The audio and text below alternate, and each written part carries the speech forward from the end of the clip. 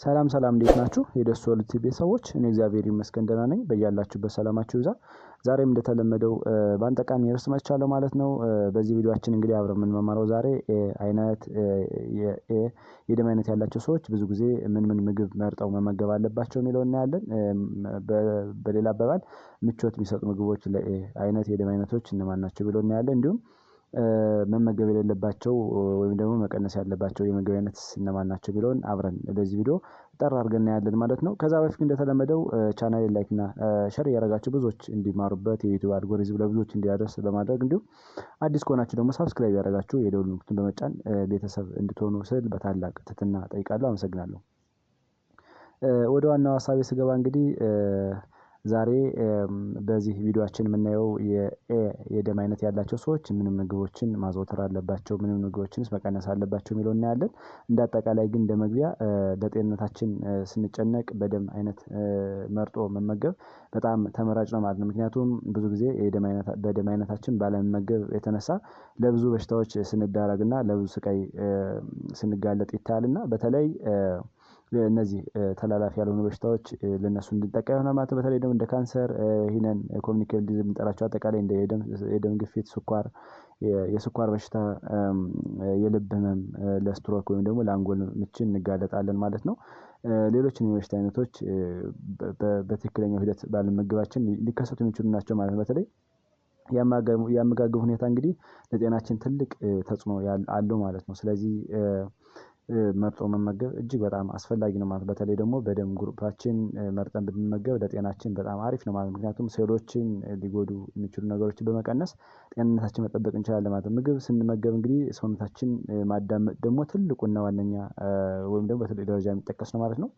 ምክንያቱም ምቾት የሚሰጡ ምግቦችን መርጠን በመመገብ ሌላው ምቾት የማይሰጡ ምግቦችን በተለይ ደግሞ እንደ አላርጂክ በተለይ ደግሞ ይሄ የምግብ መፍጨት ችግር ሊያስከትሉ የሚችሉ ምግቦችን በመቀነስ ጤንነታችንን መጠበቅ እንችላለን ማለት ነው። እንደ አጠቃላይ አራት አይነት የደም አይነቶች አሉ።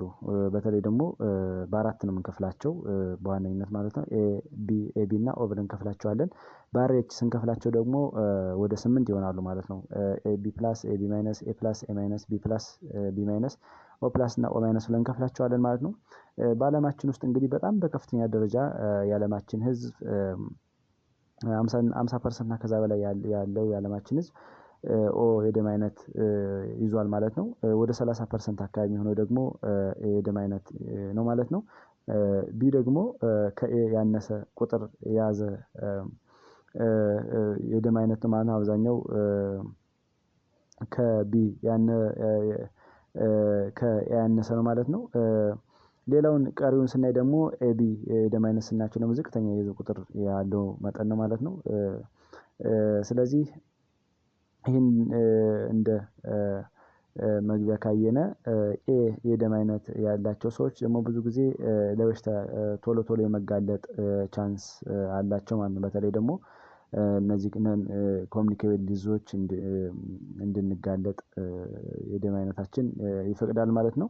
በተለይ ደግሞ ኢሚዩኒቲያችን በጣም ደካማ ነው እና ስለዚህ ኢሚዩኒቲያችን ቡስት ለማድረግ ደግሞ የተባለው ለኤ አይነት የደም ግሩፕ ያላቸው ሰዎች ሊመገቧቸው የሚችሉትን ነገሮች መርጦ መመገብ ደግሞ በጣም ተመራጭ ነው ማለት ነው። ኤ የደም አይነት እንግዲህ ብዙ ጊዜ ለስትረስ እንዲሁም ለአንዛይቲ በጣም የተጋለጡ ናቸው ተብሎ ይታሰባል ማለት ነው። አንዳንድ ሪሰርቾች እንደሚያስረዱት በተለይ እነዚህ የደም አይነት ያላቸው ሰዎች ምግቦችን መርጦ መመገብ በጣም ተመራጭ ነው ማለት ነው። በተለይ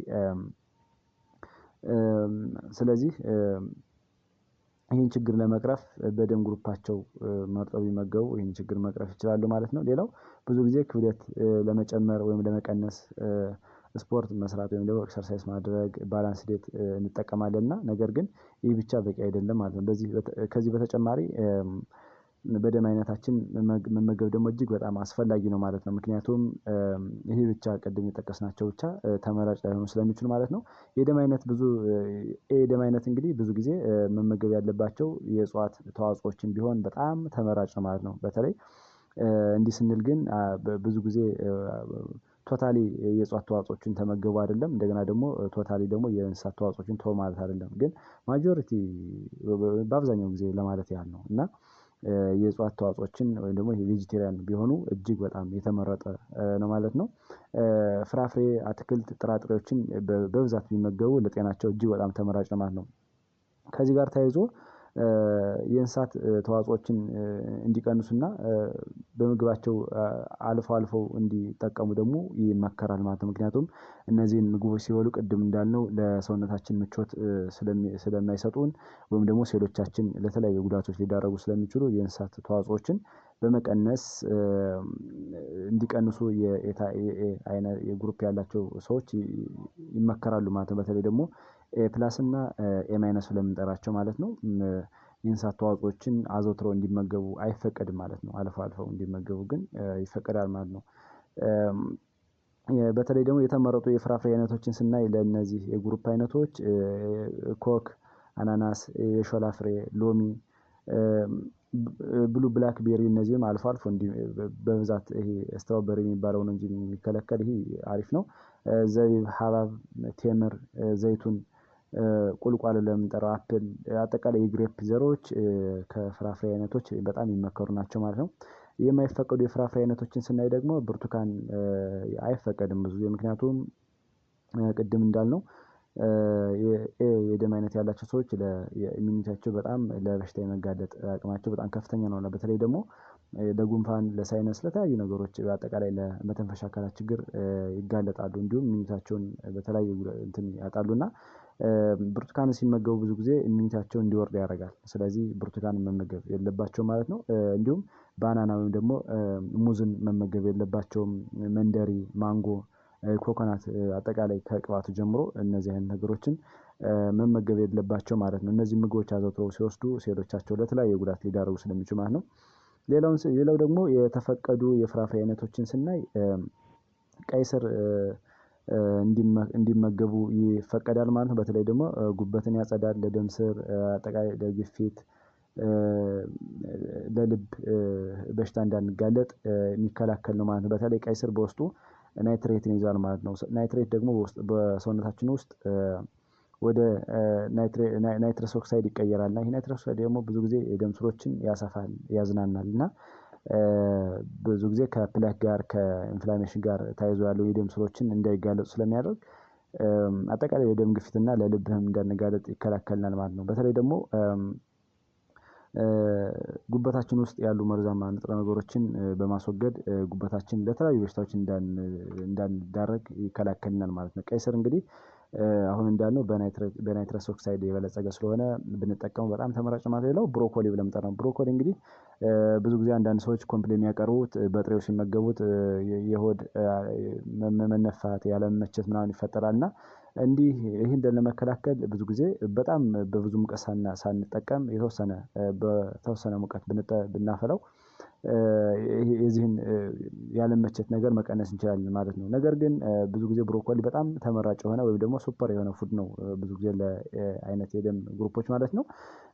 ምክንያቱም በውስጡ እነ ቫይታሚን ሲ፣ አንቲኦክሲዳንቶችን፣ ቫይታሚን፣ ሚነራልስ ይዟል ማለት ነው። እነዚህ ደግሞ ለሴሎቻችን ምን ያህል አስፈላጊ እንደሆኑ እናውቃለን ማለት ነው። በተለይ ቫይታሚን ሲ እንግዲህ ቅድም እንዳልነው የበሽታ የመከላከል አቅማችን በመጨመር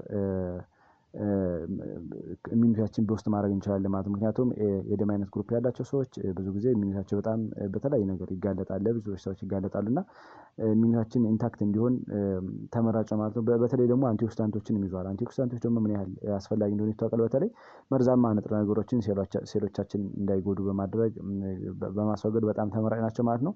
ስለዚህ ብሮኮሊ እጅግ በጣም ሱፐር የሆነ ፉድ ነው ማለት ነው ለደም አይነት ሰዎች ማለት ነው።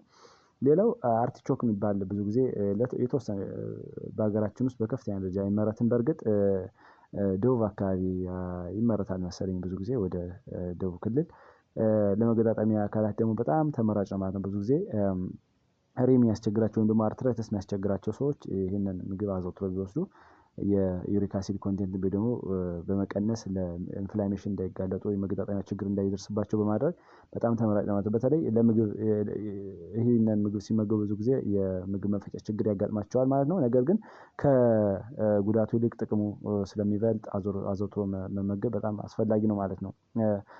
ሌላው ካሮት ነው። ካሮትን ለዓይን ካሮትን ቢመገቡ የደም አይነት ግሩፕ ያላቸው ሰዎች በጣም ተመራጭ ማለት ነው።